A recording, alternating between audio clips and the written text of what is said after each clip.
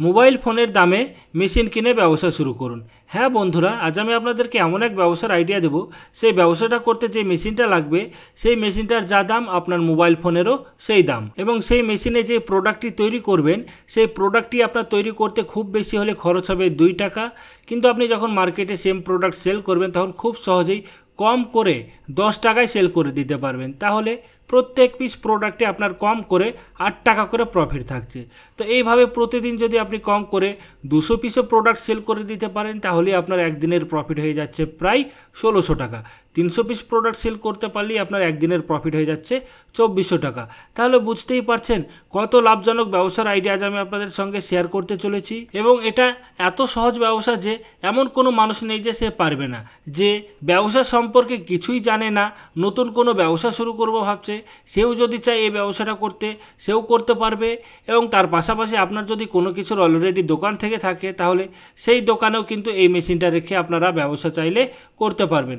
এক কথায় বলতে গেলে আপনারা সবাই এই ব্যবসাটা করতে পারবেন খুব ইজিলিভাবে। তো চলুন বন্ধুরা, জেনে নেওয়া যাক তাহলে কি সেই ব্যবসার আইডিয়াটা।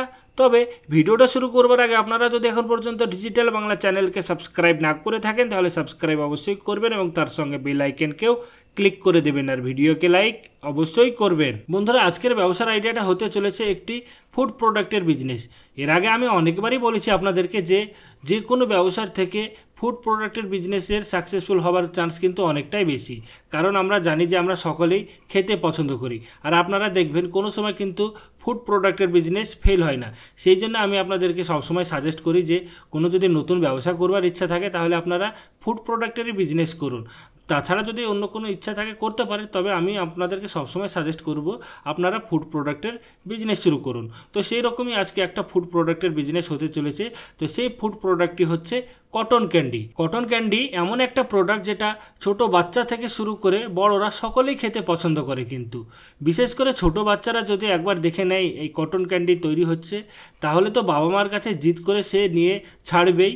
তাছাড়া বড়রাও কিন্তু কম নয়, বড়রাও কিন্তু এটা খেতে খুবই পছন্দ করে। এটা বানানো খুবই সহজ, শুধু আপনাকে একটি মেশিন নিতে হবে আর লাগবে র মেটেরিয়ালস, তাহলে আপনারা কটন ক্যান্ডি তৈরি করতে পারবেন।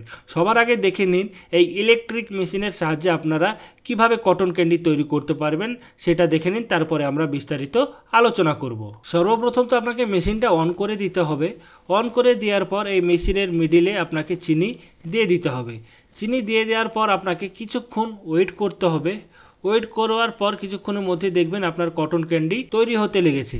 তখন আপনাকে একটা স্টিক দিয়ে এই মেশিনের মধ্যে থেকে কটন ক্যান্ডি কালেক্ট করতে থাকতে হবে। আপনারা দেখতেই পাচ্ছেন কত সুন্দরভাবে মেশিনটা একবার শুধু হিট হতে সময় লাগবে, হিট হলে অটোমেটিক কিন্তু কটন ক্যান্ডি তৈরি হতে লাগবে।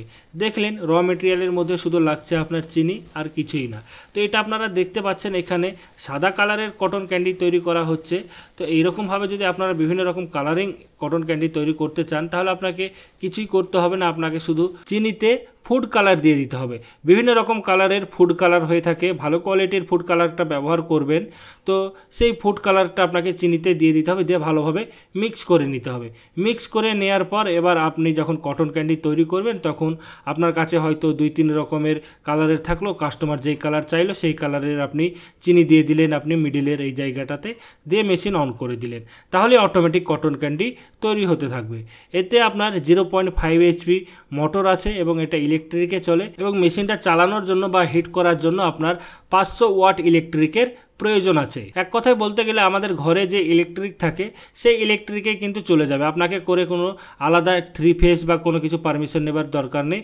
আপনাদের ঘরে যে ইলেকট্রিক থাকে সেই ইলেকট্রিকে এই মেশিনটা খুব ইজিলিভাবেই চলে যাবে। এবং মেশিনের বডি হচ্ছে এসএস বডি। আপনারা চাইলে কাস্টমারের সামনেই এই কটন ক্যান্ডি তৈরি করে সেল করতে পারেন।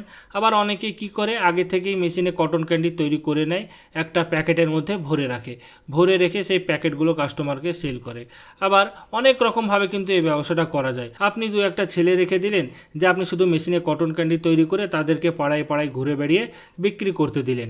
পাড়ায় পাড়ায় যারা ঘুরে বেড়িয়ে বিক্রি করে তারা কিন্তু 15 টাকা 20 টাকা তো সেল করে। আমি ধরলাম যে 15-20 টাকায় সেল হবে না, আপনি একটু গ্রাম্য এলাকায় বসবাস করছেন, তো সেখানে 10 টাকাতে খুব ইজিলি কিন্তু সেল হয়ে যাবে। তো আপনি তাদেরকে 5 টাকায় সেল করে দিলেন, তাও তো আপনার প্রত্যেক পিসে 3 টাকা করে লাভ থাকছে।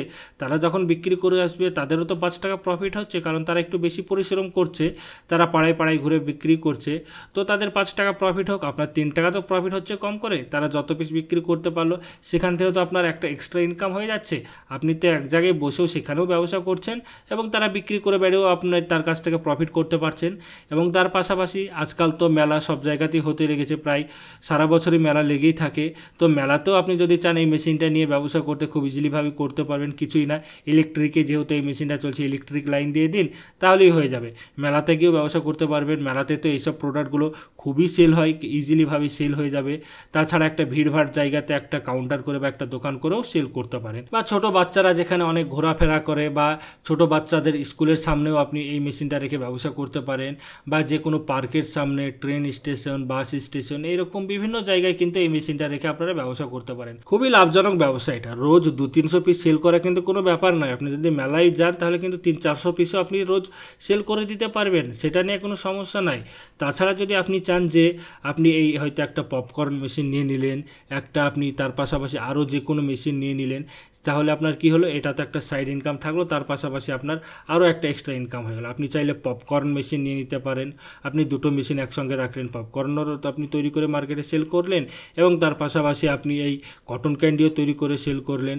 বা আপনি একটি ফাস্ট ফুডের কাউন্টারও লাগাতে পারেন, তো সেই ফাস্ট ফুডের কাউন্টারের পাশে এই মেশিনটা রেখে ব্যবসা করতে পারেন।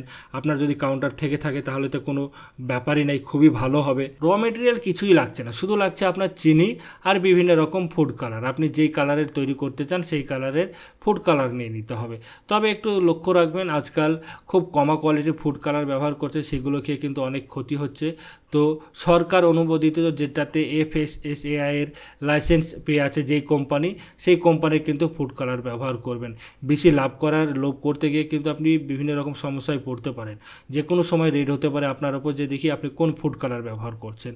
তখন আপনি দেখাতে পারবেন যে হ্যাঁ, আপনি যদি ভালো কোয়ালিটির ব্যবহার করেন খুব ইজিলি দেখিয়ে দিবেন যে দেখুন এটা FSSAI এর লাইসেন্স আছে।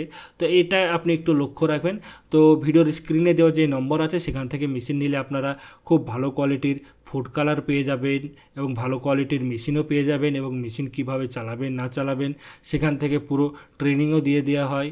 এই মেশিন তো আপনার এটা দেখালাম ইলেকট্রিক মেশিন, তার পাশাপাশি কিন্তু LPG গ্যাসের মেশিনও হয়ে থাকে। তো আপনার যেই মেশিন ইচ্ছা সেই মেশিনটা নিয়ে ব্যবসা করতে পারেন।